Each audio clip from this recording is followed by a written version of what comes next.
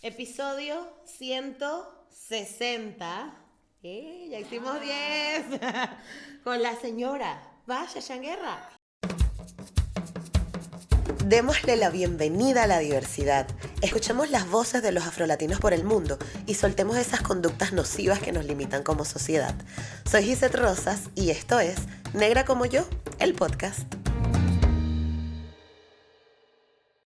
Ay, no, que hemos... Mira, hoy están pasando como... Este episodio, señores, les voy a decir, es muy especial.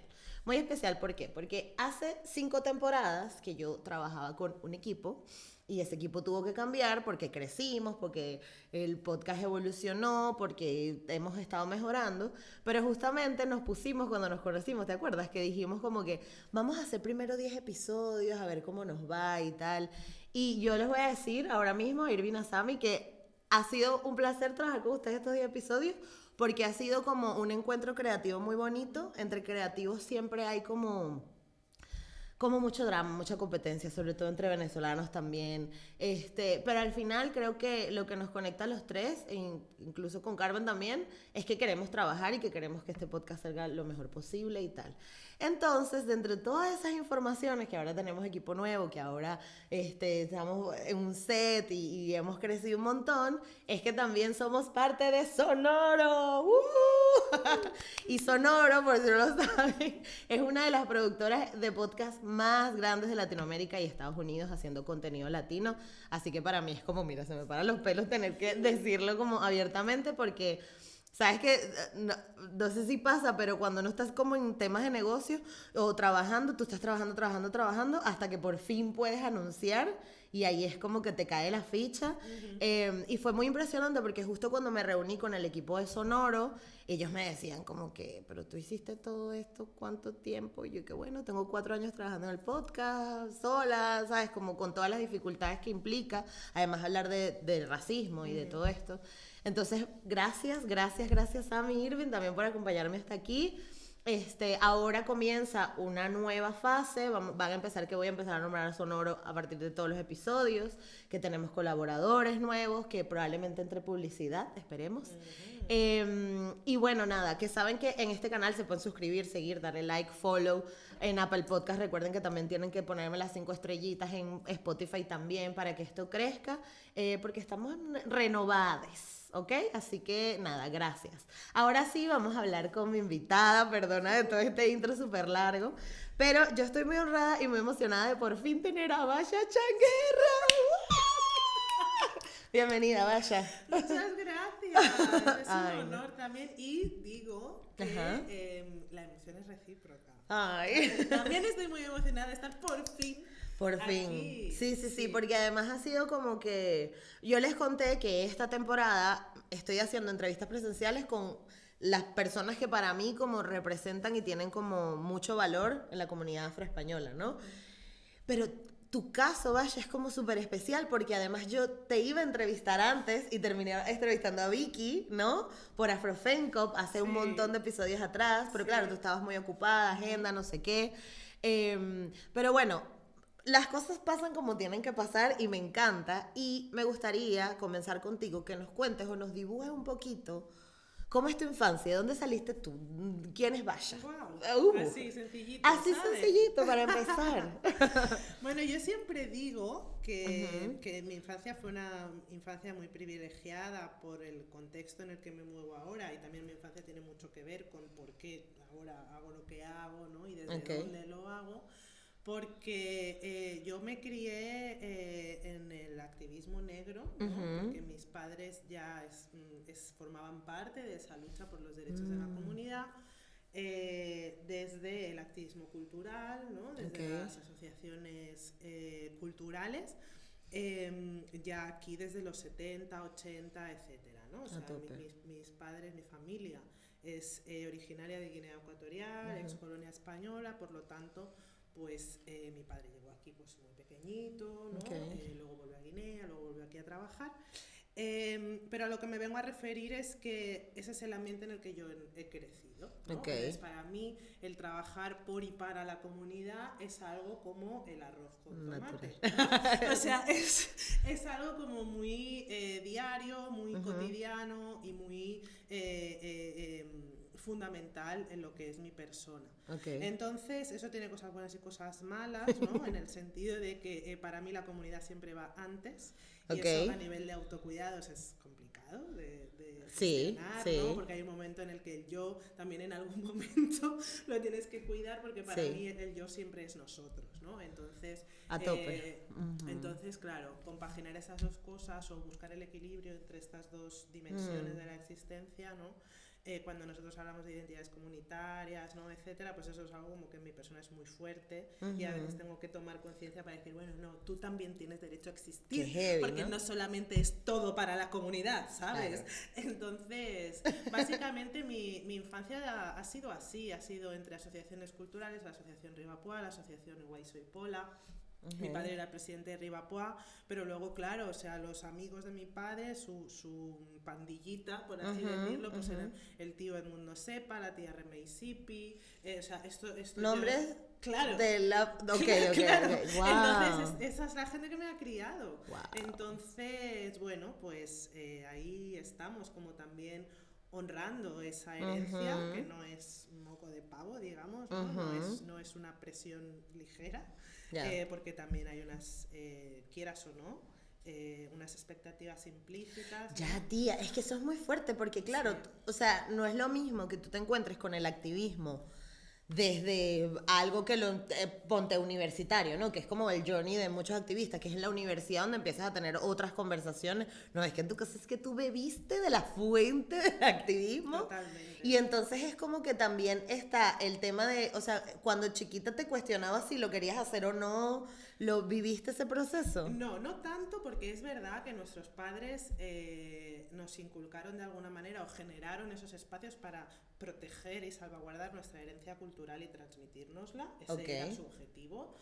Y ellos no nos presionaron, no nos inculcaron el tú tienes que. Simplemente es que no olvides quién eres, ¿no? Su activismo siempre era desde ese lugar, desde ese, nosotros estamos haciendo todo esto para que no perdáis lo que también sois, ¿no? Aparte de ser personas nacidas aquí, en mi caso afrocatalanas, pero bueno, quien sea afromadrileño, afroandaluz, etcétera, pero la intención suya era que no nos perdiésemos en esa españolidad, ¿no? Total. Entonces no había una presión con tú tienes que, para nada en absoluto, pero sí es verdad que yo sí he tomado como esos referentes de su acción y su activismo como una responsabilidad a continuar de alguna manera, ¿no?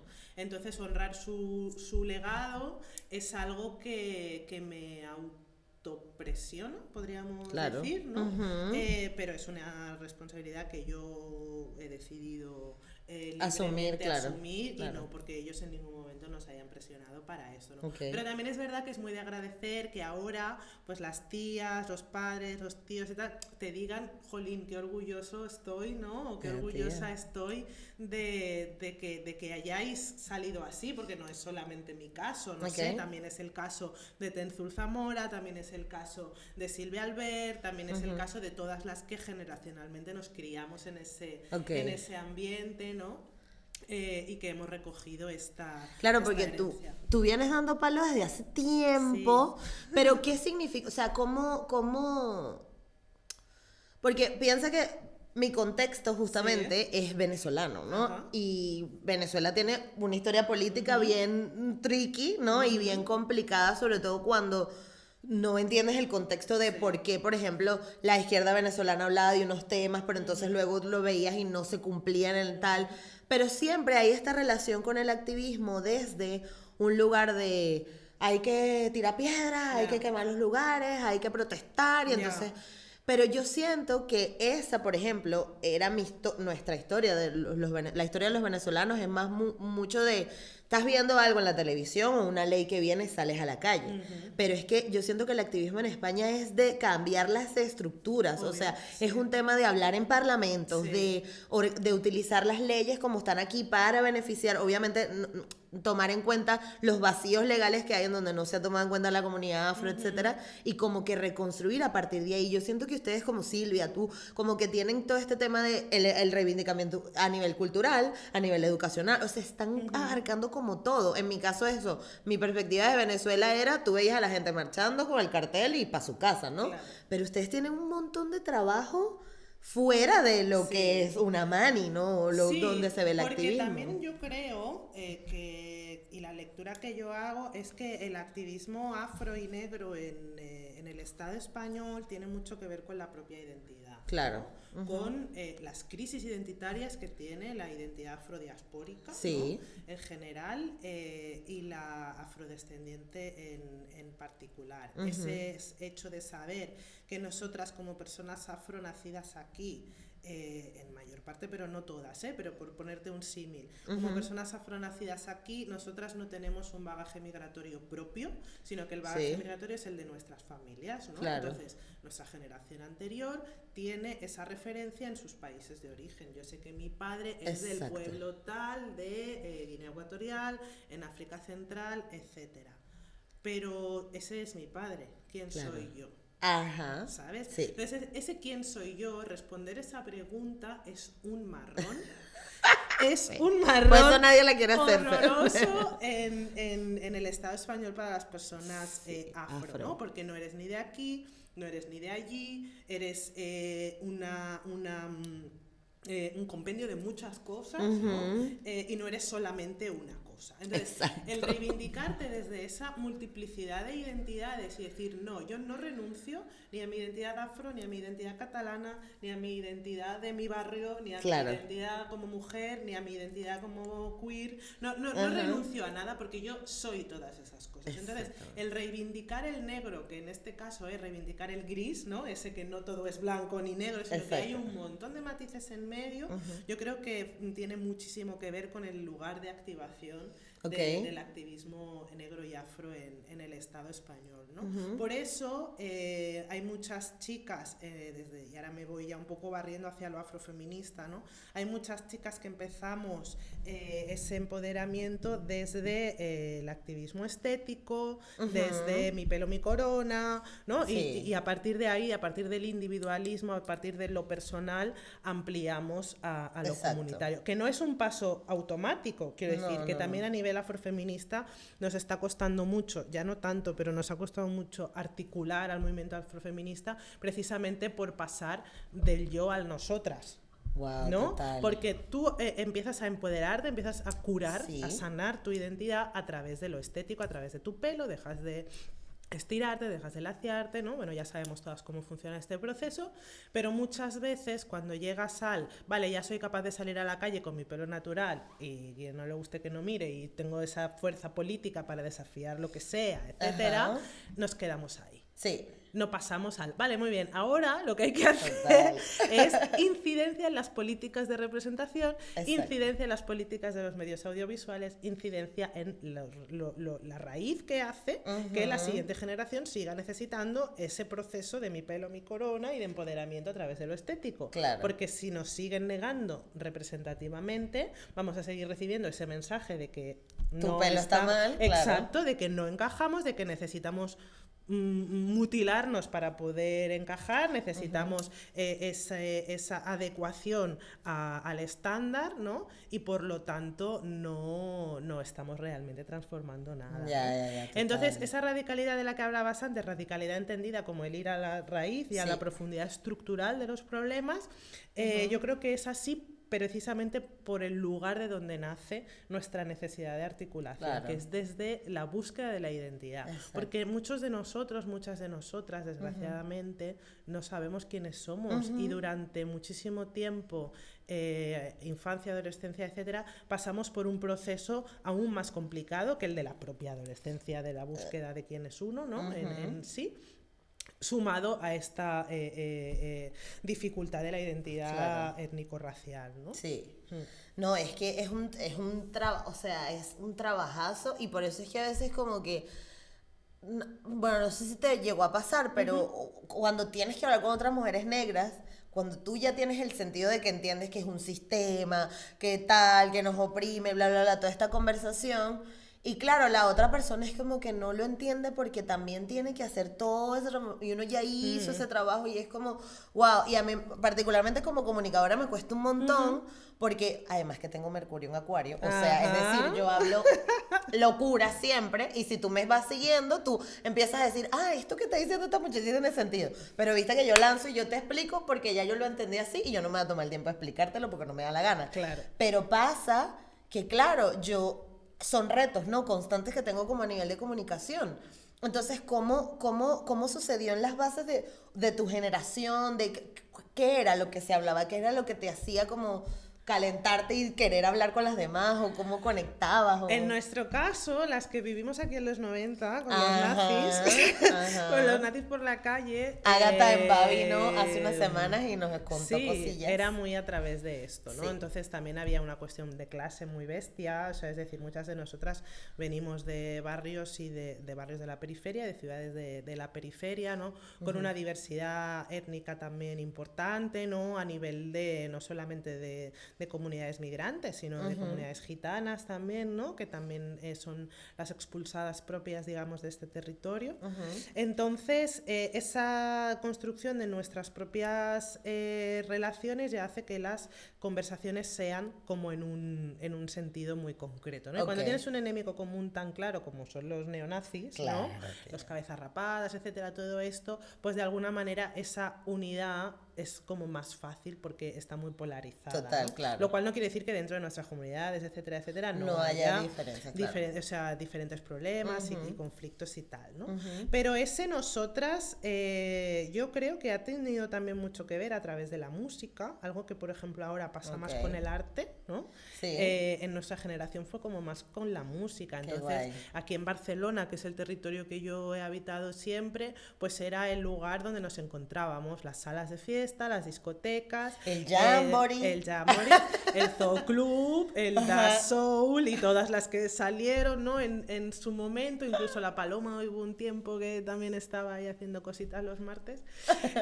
Pero a lo que me vengo a referir es que también estaba muy entrelazado con el desarrollo de la cultura hip hop, entonces todo lo que tiene que ver con las quedadas en los parques para bailar break, en Plaza Cataluña, en universidad, para bailar break y para hacer beatboxing, o sea, todo muy, muy, muy, muy articulado a través de la música. Y ahí también se generaron muchísimas alianzas con la gente blanca que estaba en la cultura hip hop también, ¿no? Entonces se hicieron unas alianzas muy chulas a través de la música, pero también a través, muy fuertemente, a través de el antifascismo, pero no el antifascismo como ideología antifa, sino como respuesta a nos tenemos que proteger de los cabezas rapadas que salen por la noche con los bates a buscarnos, ¿no?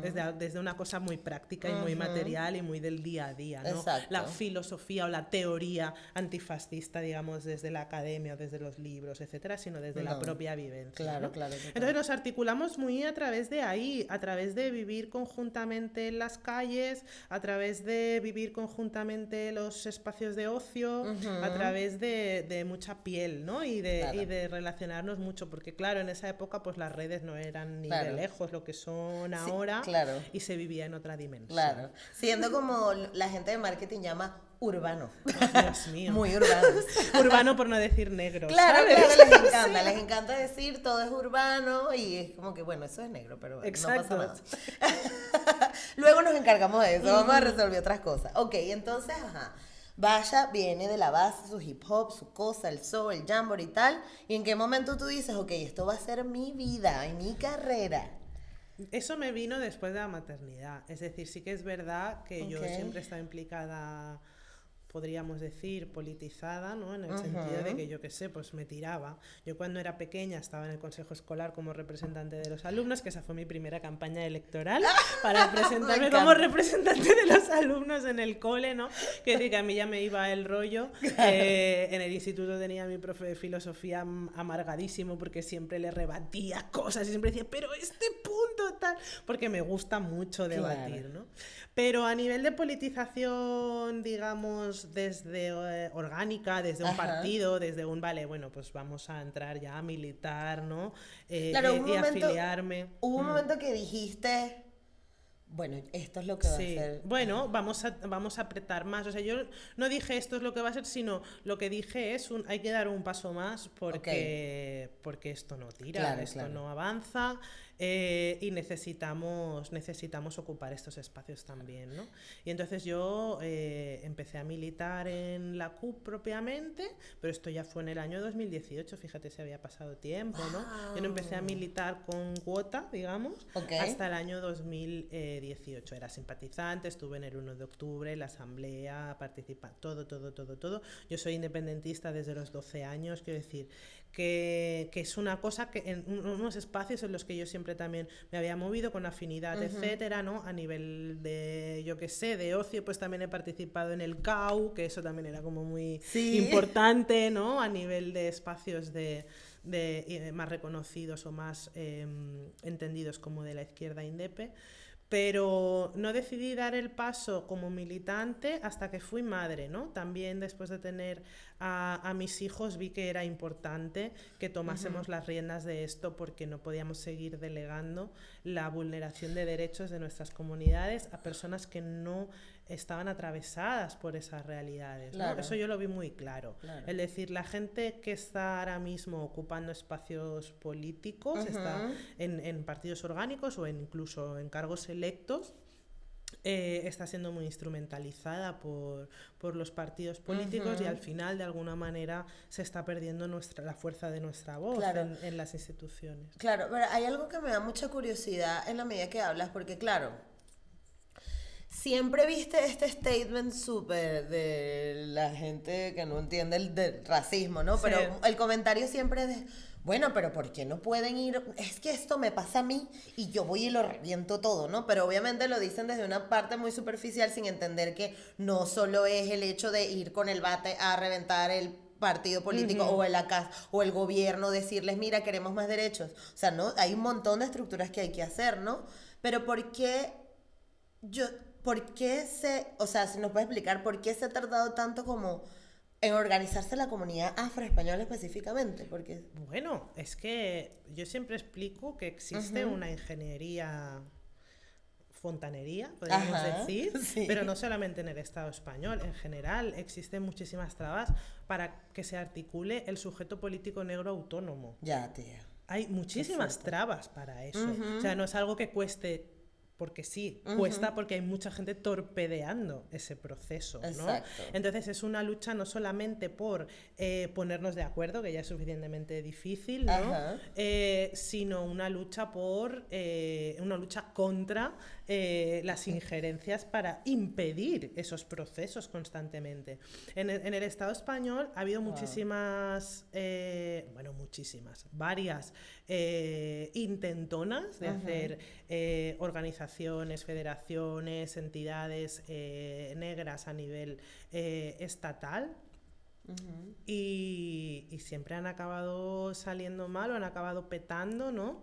Porque han habido muchas manos ahí trabajando para que eso no prospere. Y entonces, bueno, es complicado. Claro. Es complicado porque, bueno, también es verdad que en el Reino de España la presencia negra está muy ligada al pasado colonial español, ¿no? Que es una de las peores sociedades a la hora de colonizar. Quiero decir, si es que no es que quiera hacer un ranking, pero a ver si me explico. Culturalmente, las colonias españolas han dejado un pozo horrible en los países en los que han estado, ¿no? Y en el caso de África, la colonia española africana de Guinea Ecuatorial, no sabemos si algún día va a recuperarse de ese proceso de colonización. Las que somos hijas de este territorio sabemos muy bien que para nosotras es una utopía, muy utopía, el pensar que en algún momento vamos a poder tener una casa allí, vamos a poder desarrollar una vida allí, porque el daño en Guinea Ecuatorial es tan sumamente profundo y grande que es un daño hecho para generaciones, ¿no? Entonces, Guinea Ecuatorial es un país en el que, como dice Juan Tomás Ávila, no hay librerías. ¿sabes? Entonces es un rompimiento a nivel cultural, a nivel de conocimientos. Se cargaron toda una generación de intelectuales negros que eran los que tenían que desarrollar la independencia o ese país independiente que se consiguió en el 68. Los aniquilaron a todos. Entonces, eliminaron toda una generación de gente que tenía la capacidad de reconstruir ese país en el periodo postcolonial, ¿no?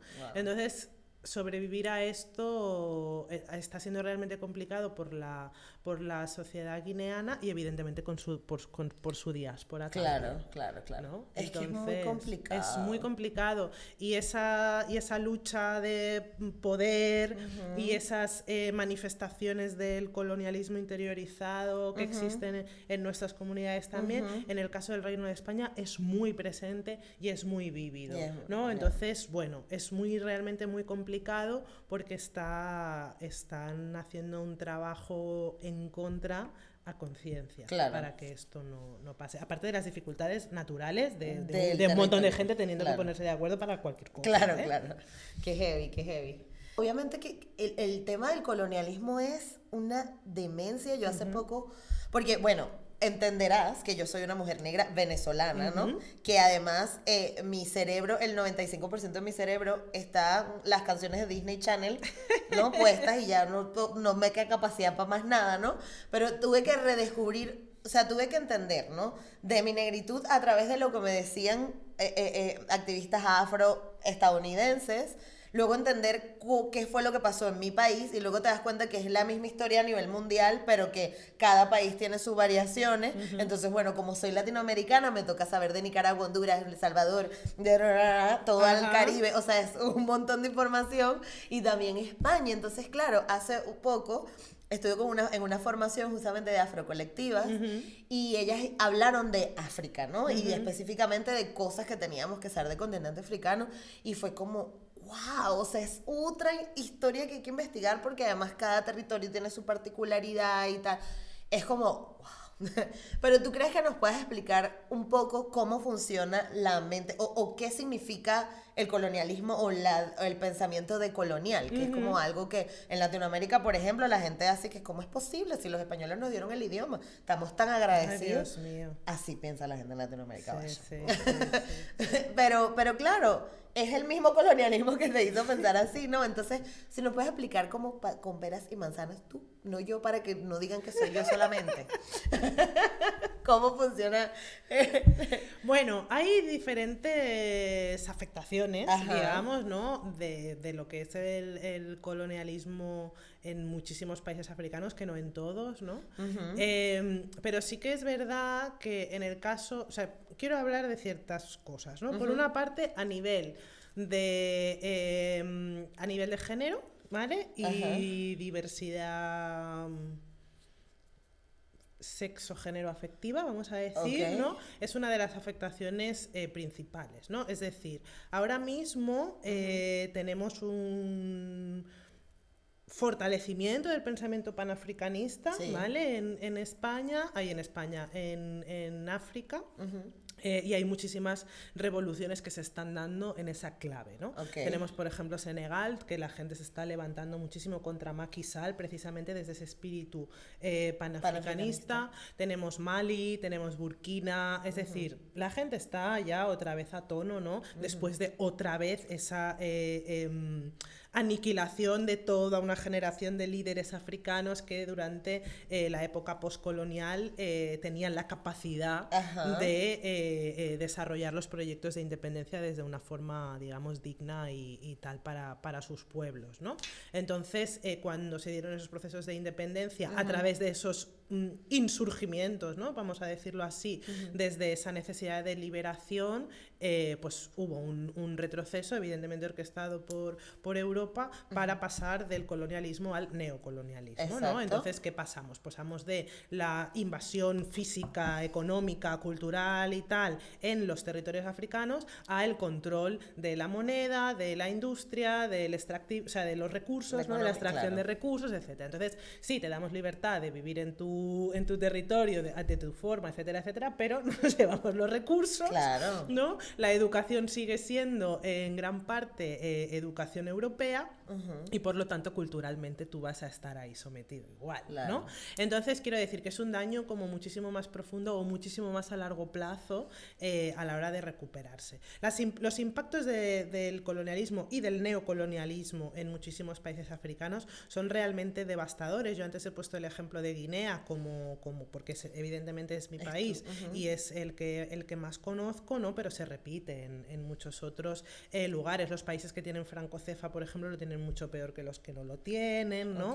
Entonces hay un nivel de control del que es difícil deshacerse, precisamente porque los dirigentes africanos están ahí puestos para controlar que eso siga siendo así. Eso siga así, ¿no? claro. Entonces hace falta una revolución popular, muchas veces desde lo militar, que se entiende al revés, ¿no? Porque tú cuando dices, no, en Mali hay un golpe de Estado para cargarse al gobierno, entonces claro, es como, no es malo.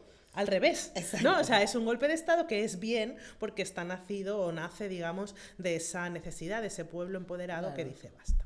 Entonces, que fue como Simón Bolívar, por ejemplo, lo hizo en Latinoamérica. Exacto.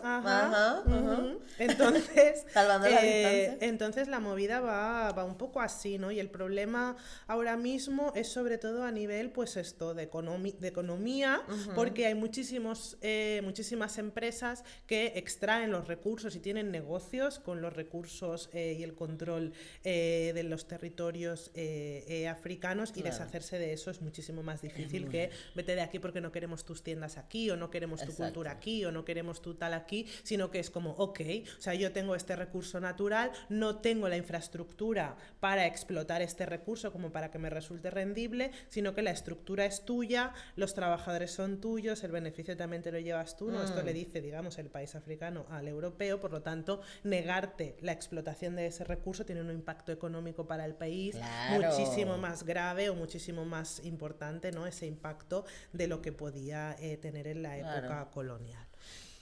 Así que, es que claro, también entendamos que es un tema muy profundo porque tiene demasiadas capas, como te digo, hay muchos contextos independientes, cada quien tiene su historia, pero el núcleo de todo el tema ha sido el racismo, ¿no? Sí, el núcleo de todo el tema ha sido el racismo, y a mí siempre me gusta comentar aquí el trabajo de la doctora Oliveto Tele, ¿no? Que es la primera mujer de ascendencia africana, la primera mujer afroeuropea en tener una cátedra en una universidad europea, que es la Universidad de Oxford, si no me equivoco, y su trabajo en clave muy panafricanista se trata de recuperar la historia de la presencia negra en Europa pre-esclavitud, ¿no? Que para mí eso es muy importante porque enlaza con el por qué la deshumanización de las personas negras era imprescindible para someter a África y poder explotar a las personas africanas y esclavizarlas, ¿no? Es decir,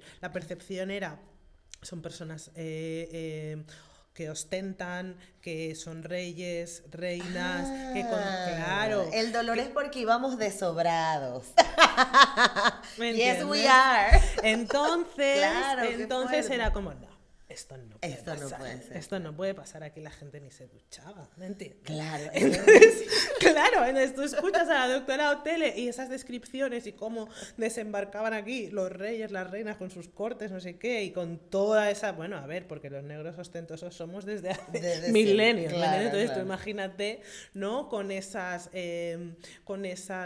digamos, representaciones o esas llegadas, ¿no?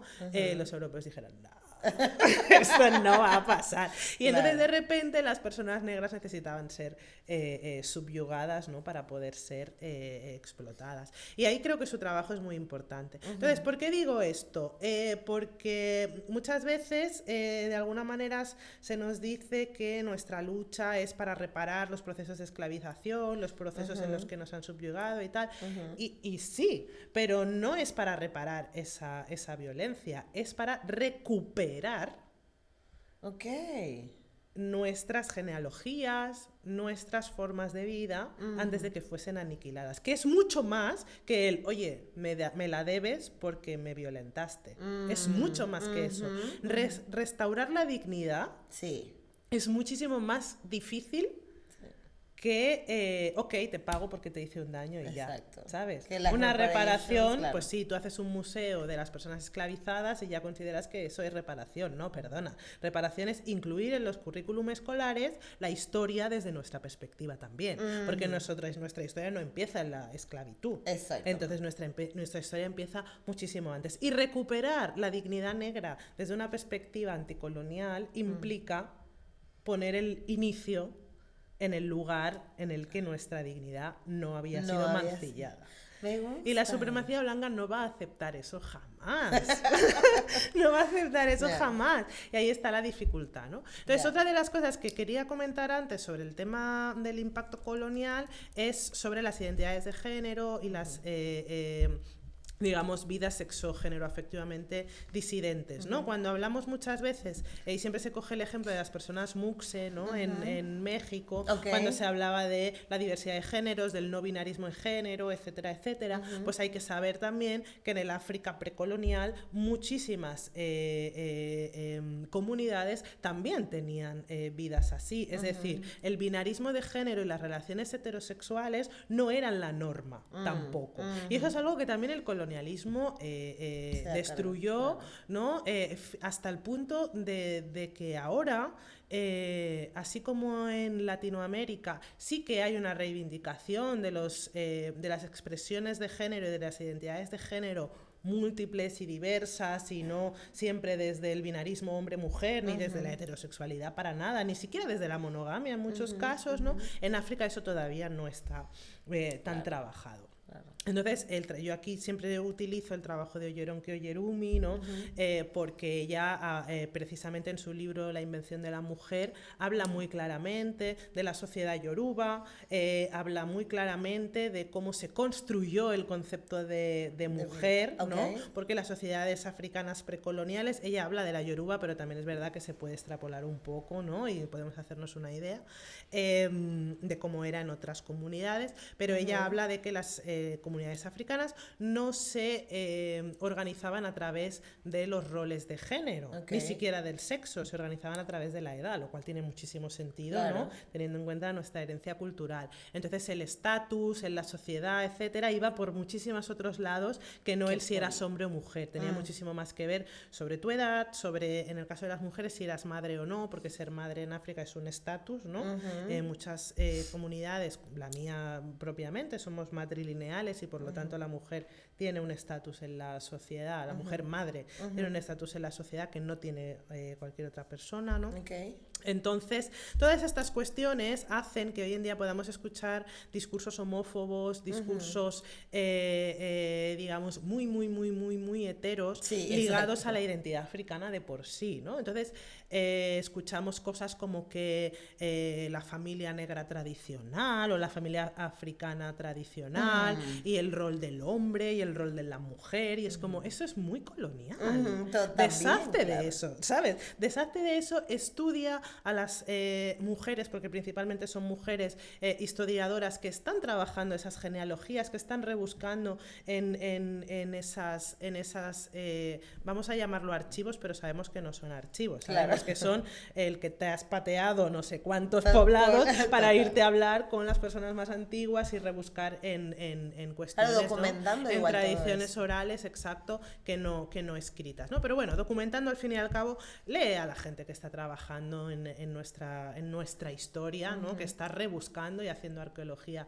en esa historia para hacer la foto que es y no la que tú quieres hacer, no la que te encaja a ti ahora, ¿no? Entonces, África es queer, la negritud es queer, entonces hay que entender lo que se nos ha negado, ¿no? También a través de ese proyecto colonial sexual y esa implantación de la familia tradicional, la familia burguesa, la familia al final capitalista, que hace que tú sepas quién es tu padre, quién es tu hijo, quién es tu heredero y por lo tanto dónde va a parar tu patrimonio con esa línea, ¿no? Generacional.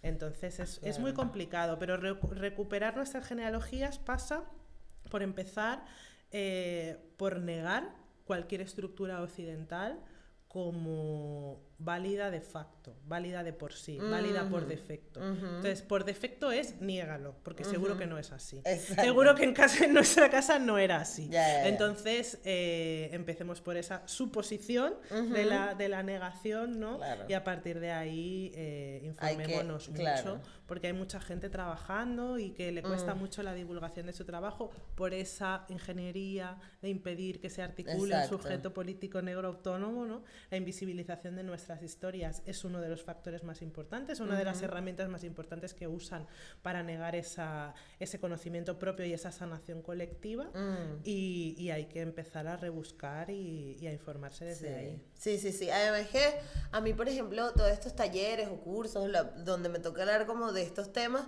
yo lo que siempre invito a la gente, no te pongas a ver si el otro está haciendo, haz tu propio viaje interno.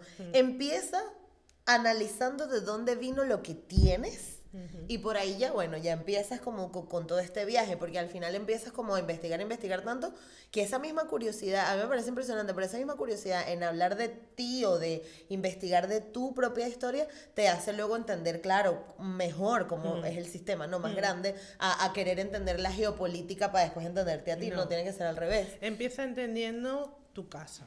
Exactamente. Empieza entendiendo tu familia. Empieza entendiendo las historias que te contaba tu madre, las que contaba tu abuela, las que se contaban mientras se lavaba la ropa, las que se contaban. Esas son nuestras historias. Exactamente. Esa es nuestra academia, esa es nuestra genealogía, ¿no? Entonces eso no está escrito en casi ningún lugar, por así decirlo, ¿no? Y entonces eso también influye en la validez que le damos a las cosas, ¿no? Es decir, qué validez le damos al conocimiento académico y qué valoración le damos o qué importancia le damos al conocimiento situado.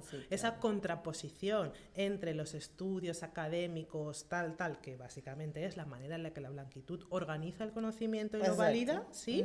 A esa concepción que tenemos de las historias que transmitimos de forma oral, las praxis políticas que nuestras madres, nuestras tías utilizaban en nuestros lugares como resistencia. Eso es articulación política, eso es teoría política, eso que nos enseñaba nuestra madre, nuestra abuela, etcétera, es teoría política de resistencia de nuestras comunidades, ¿no? Y probablemente eso no esté escrito en ningún lugar, pero tiene toda la validez que tiene un trabajo académico desde alguien que se sentó a observar no sé qué y lo apuntó en su cuaderno. Exacto. Claro, pero tratándonos como objetos de estudio y no como sujetos con voz.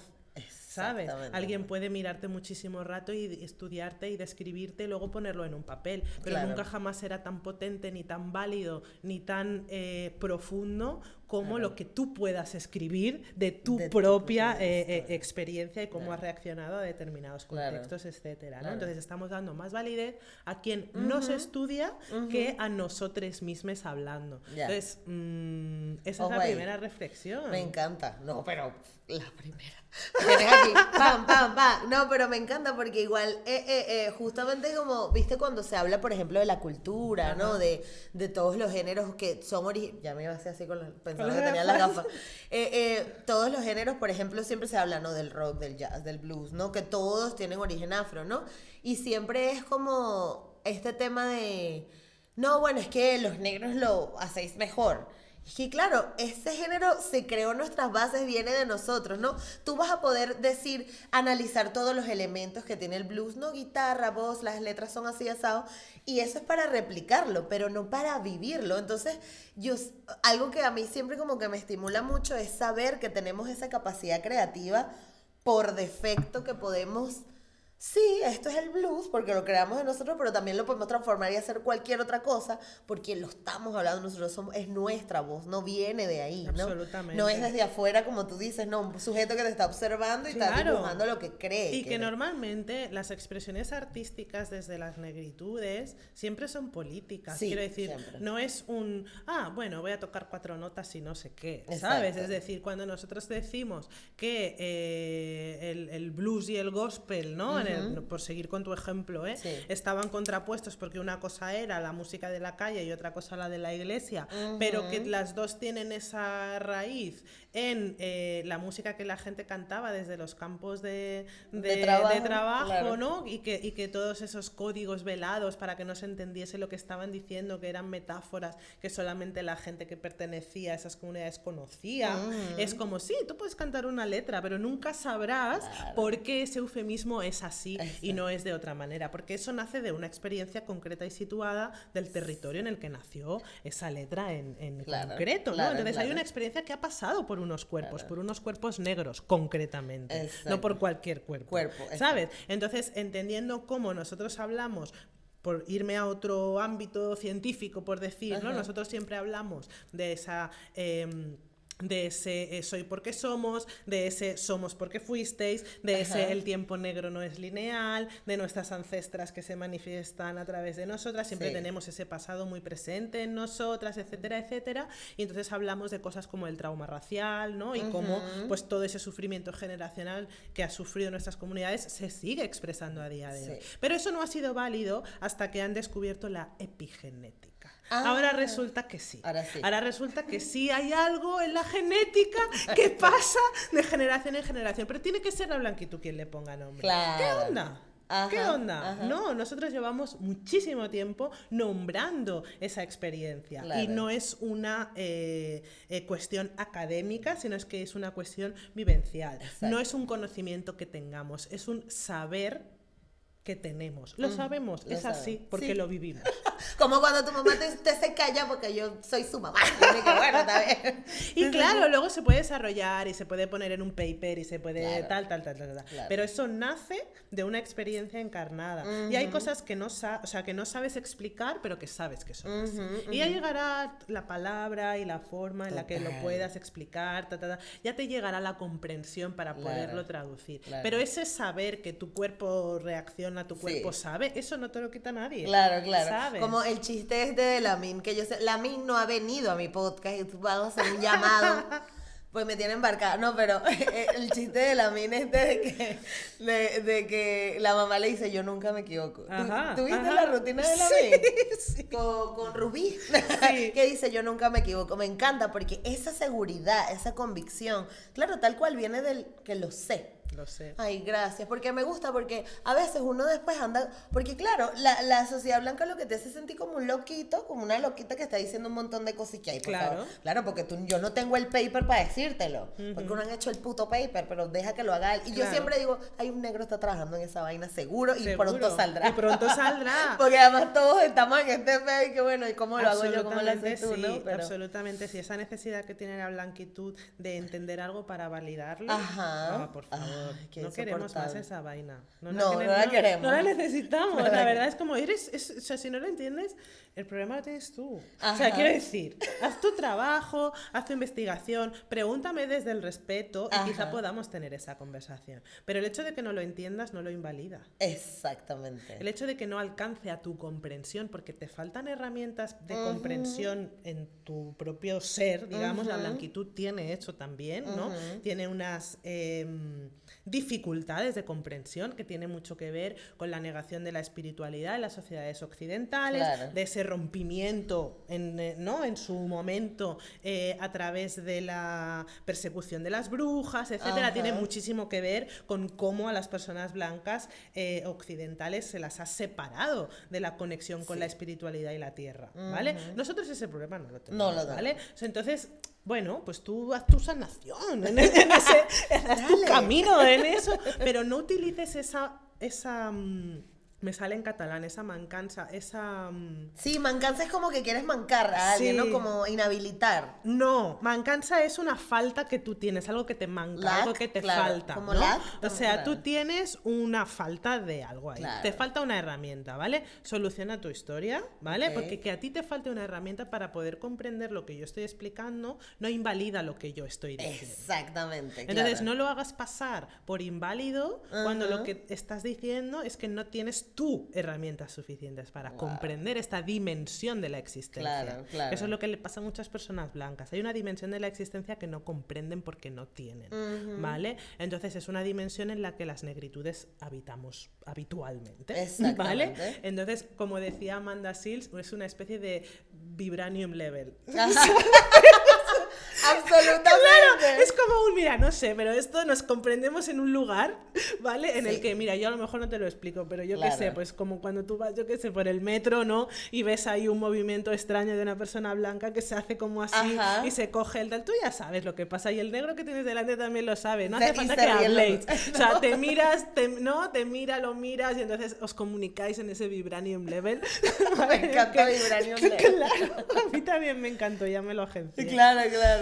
Y entonces hay una comprensión de la existencia que las personas blancas no tienen porque se lo han arrebatado. Quiero decir, tiene muchísimo que ver también con la acumulación primitiva del capital, con el rompimiento de las personas y su relación con la tierra, en fin, o sea, tiene como muchísimas profundidades. Pero do your work, ¿sabes? O sea, haz tu trabajo en ese sentido y deja de invalidar las experiencias y saberes del resto del mundo, porque al final es que somos el resto del mundo. Sí, ¿no? Entonces, exacto. ese problema lo tenía Blanquitud, completamente. Entonces, ahí vais. Sí, claro, me encanta. A mí, la próxima pregunta, pero me la respondes ahora, pero igual, quería hablarte de eso, de cómo está el tema de la carrera política. Para cerrar, porque... ¡Ay, no! ¡Qué emoción! O sea, no sé, qué emoción que te metí en la película, me encanta. Para decir que todo esto ahora... Yo gobierno todo esto. Pararte así, no sé, en Tibidabo, voy a decir. Lo tengo. Vamos a hacer un video, una vaina así, como glorioso, no sé. Bueno, molaría porque ese lo tenemos, ¿no? Al final, con eso que hablábamos al principio de que en mi persona, el yo y el nosotros...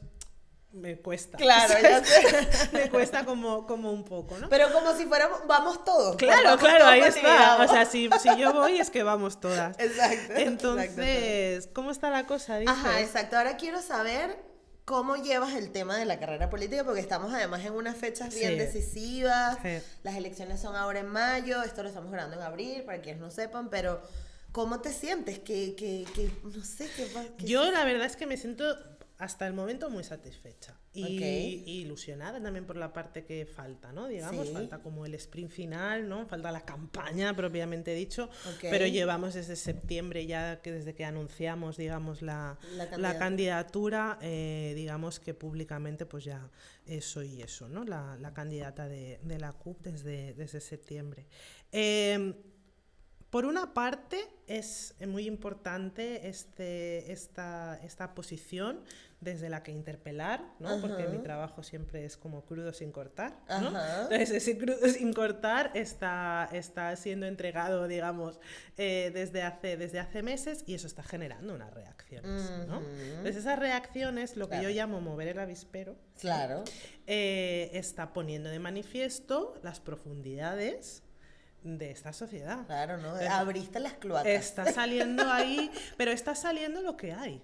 Ajá. Es que está saliendo lo que hay, ¿me entiendes? Entonces el tema era ese, ¿no? Quitar caretas, deshacer postureos, ponerles un espejo delante, decirles, mira, perdona, tú puedes hablar de interculturalidad, puedes hablar de inclusión, puedes hablar de integración, puedes hablar de que Cataluña es un país súper de acogida y en el que tal, en contraposición a España, ¿no? Con esta cuestión también de separar los dos territorios por una cuestión también de liberación nacional también, pero el tema es, ¿vale? Yo trabajo en esa clave también, porque yo también me siento afrocatalana por una cuestión y yo no me denomino afroespañola por una cuestión también, ¿no? Por una cuestión de que yo pues pertenezco a este territorio y por lo tanto lucho por ese territorio. Entonces, pero con toda mi complejidad, como decíamos al principio. Entonces, los afrocatalanes existimos y existimos en estos términos. No existimos en los términos en los que tú nos quieres hacer encajar en un espacio muy pequeñito, en en el que la única diferencia con otra persona catalana sea el color de piel, porque eso no es así. No. Nosotros tenemos unas historias de resistencia, unas genealogías de lucha, unas historias que nos hacen estar en ese territorio, que son estas y no son otras, ¿vale? Y eso lo tenemos que reparar para poder construir esa república independiente por la que se supone que estamos trabajando todas, ¿no? Entonces, como nosotros desde mi organización política no queremos simplemente un cambio de bandera, sino que estamos trabajando por una transformación social, política, económica, cultural, desde la radicalidad que eso necesita, ¿no? Y no solamente por un cambio de bandera con el mismo sistema que hay ahora, pues eso implica remover el avispero. Eso implica remover. Pero, ¿cómo crees tú o sea... ¿Cómo crees tú que se sienta? O sea, porque ya la candidatura ha levantado, ¿no? Pero las elecciones van a pasar y va a haber el resultado que sea. ¿Cómo se trabaja después, siendo o no siendo alcaldesa de Barcelona? ¿Qué es lo que se puede hacer después o qué es lo que podemos hacer durante? No sé cómo... Cuando la violencia es tan explícita, porque la interpelación es tan directa, claro que remueves el estómago, remueves las profundidades de la supremacía blanca. Es que es una interpelación directa ahí. Entonces las amenazas de muerte vienen por eso. Las amenazas de muerte vienen porque supones una amenaza para ese estatus. Si no, te ignorarían, ¿no? Entonces yo estoy contenta en el sentido de que, estamos llegando al hueso, estamos tocando hueso, porque si no, nos responderían, si no, nos ignorarían o lo darían por tal. Pero cuando realizan tantísimos esfuerzos para destruirte, es porque el trabajo que estás haciendo les supone una amenaza. Exacto. Entonces, por esa parte estoy contenta, por supuesto. Y también porque genera toda esa situación, de la misma forma que genera a este grupúsculo, vamos a decir, que son poca gente, hacen mucho ruido, pero son poca gente. Claro, porque se copian, sacan 30 cuentas. Exacto, y no tiene más. Pero también está trayendo toda una parte de concienciación de otras personas blancas que sí quieren construir y hacerse cargo, ¿no? Que entienden que no es una cuestión de culpa, es una cuestión de responsabilidad, es una cuestión de que ellos comprenden que su situación en este territorio como personas blancas les ha traído una serie de, no vamos a decir privilegios, pero sí vamos a decir no dificultades, ¿no? Que otras personas sí tenemos, ¿no? Para habitar el espacio público simplemente, sin más, ¿no? Entonces, como dice la maestra Lorde, Audre Lorde, nosotras, la maestra Lorde, hay que leerla mucho y siempre y releerla, no estábamos destinados a sobrevivir. Hay que recordar eso siempre. Nuestra existencia es resistencia porque no esperaban que sobreviviésemos. ¿Sí? Entonces, nos quieren muertas porque nuestras vidas no cuentan, nuestras vidas son sobrantes. No somos ni siquiera como las personas blancas de clase obrera, como las personas blancas de este territorio, las más desfavorecidas, ni siquiera somos mano de obra explotable. Nosotras somos excedente. No servimos ni para ser explotadas. Entonces, si podemos ser explotadas, pues muy bien. Pero si no podemos ser explotadas porque morimos por el camino, pues muy bien también. Quiero decir, el sistema no nos contempla. No hay un lugar para nosotras en el sistema. Entonces, luchar desde el no tengo nada que perder porque yo ya estoy muerta. Claro, es como, ¿sabes? O sea, vamos a todas. Porque no tenemos nada que perder. Es decir, peor de lo que estamos no podemos estar, porque ahora ni siquiera somos personas, ¿no? Hablando de nosotros como negritudes, Entonces, nosotras luchamos desde ese lugar. Luchamos desde el lugar de, es que a lo peor me quedo como estoy. ¿Me entiendes? O sea, yo no tengo nada que perder. No tenemos nada que perder. Y luchar desde ese lugar... Pero sí mucho. Mucho a ganar. Tenemos a ganar la dignidad como personas, tenemos a ganar la humanidad, tenemos a ganar la sanación de una herida ancestral que soportamos individual y colectivamente. Entonces solo el camino de ponernos en un lugar en el que no se nos espera contribuye a nuestra sanación. O sea, la primera candidata negra, mujer, a la alcaldía de Barcelona. Exactamente. ¿What? Y ahí vamos. Entonces, solo eso es un hito en nuestra comunidad, porque estamos en un lugar en el que no solamente no nos quieren, sino en el que no nos esperaban, ¿no? Entonces, ese desafío es así, y ese desafío hay que tomarlo con toda la fuerza que podamos tener. Y yo desde el lugar en el que estoy ahora lo vivo con muchísima tranquilidad también, porque la comunidad, los espacios de la comunidad en los que yo milito me sostienen un montón. Claro. Quiero decir que la gente, cuando supo lo de la candidatura, las hermanas, los hermanos, ¿no? Les hermanes me decían, bueno, si tú pones el cuerpo, nosotras te acuerpamos. Claro. O sea, de una, claro. ¿Sabes? Entonces, las hermanas, los hermanos, les hermanes, ¿no? Están ahí apoyando cuando hace falta, sosteniéndome a nivel de traerme tuppers con comida. O sea, quiero decir, claro, ¿sabes? Bueno, sabemos. Muy de nosotros. No, claro, pero es ese rollo de, yo a lo mejor no puedo tal, pero mandarte un mensaje de ánimo puedo. Venir a cuidarte a los peques puedo. Venir a traerte un tupper porque sé que no estás comiendo bien, hermana, puedo. Preguntarte si estás durmiendo, tal, vigilar un poquito, puedo. Así que eso es lo que hace la comunidad. Entonces nos cuidamos porque somos, ¿no? Entonces estamos haciendo esto colectivamente. Estamos ocupando ese lugar. Estamos haciéndole una afrenta a una institución, en el caso del Ayuntamiento de Barcelona, ¿no? Que de hecho se ha portado muy mal con las comunidades negras, con las comunidades racializadas en general, a nivel de extractivismo, a nivel de incluso instrumentalización de nuestras luchas, ¿no? Desde ese lugar peligroso que es el racismo desde la izquierda blanca, ¿no? Peligroso por lo velado, peligroso por lo civilino, peligroso por lo sorprendente, en el sentido de que no es un lugar en el que se espere encontrar este tipo de dinámicas, ¿no? La derecha, pues ya sabemos lo que es un racismo excluyente, un racismo de rechazo. Un racismo violento, claramente violento, pero el racismo desde la izquierda es muchísimo más peligroso porque es más civilino, está hecho desde el buenismo, está hecho desde el salvadurismo, está hecho desde el paternalismo, claro. Exacto. Entonces mantiene una jerarquía racial desde un lugar de bondad, y eso es perversísimo, ¿no? Y de hecho lo hace de una forma inconsciente.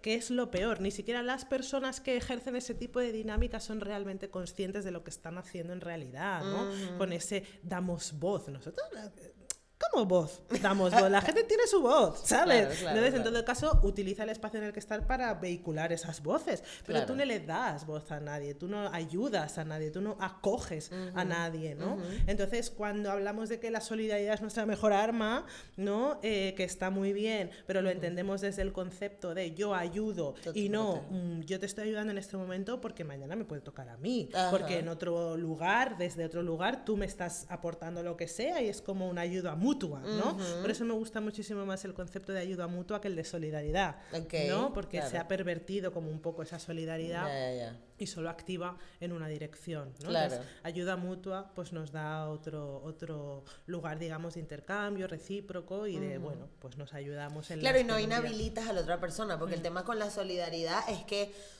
yo soy solidario contigo, pero claro, tú no puedes. Y mientras te mantengas en el que no puedas, mejor, porque yo voy a seguir estando en esta posición de poder. Exacto. Es un temazo, pero de verdad, para mí ha sido un honor, vaya. Pudiéramos estar un montón de horas hablando. Un montón de horas, sí. O sea, yo porque así. Y qué bueno, que hable ella con las riendas de este podcast. No. Pero me encanta, muchísimo éxito en toda esta Muchísimas gracias, amor. Sea lo que sea, vamos a estar ahí. Sí, o sea, pase lo que pase el 28, la incursión ya la hemos hecho. Así es. Exacto. Así que y el hito es ponernos aquí. Ahí está. Mucho éxito. Así que brindémonos. Y celebrémonos. Muy poderosa, las mujeres negras ahí estamos. Barcelona, ¿no? Me encanta. Ay, no, pero bueno, nada, mucho éxito, muchas gracias a todos quienes estuvieron en este episodio, espero les haya gustado. Espero quienes sean, bueno, no, es que igual no lo van a ver en el momento que sea, pero claro, vamos a estar atentos a lo que suceda con las elecciones. Y nada, muchísimas gracias por estar en Negra como yo, y a todos quienes nos acompañaron hoy. También muchísimas gracias. Recuerden que estamos en iVoox, en Anchor, en Apple Podcast, en Spotify, en todas partes donde puedas escuchar este podcast. Y en YouTube, recuerda suscribirte, darle like, comentar y dejarnos ahí para ver en qué parte del mundo estás y contarnos cosas. Patreon, es muy importante que tenemos un Patreon donde estamos subiendo contenido extra, donde hay talleres, donde hay información, donde hay cosas interesantes por saber. Así que suscríbete al Patreon y gracias por estar aquí. Nos vemos la próxima semana. Chao. chao. Gracias.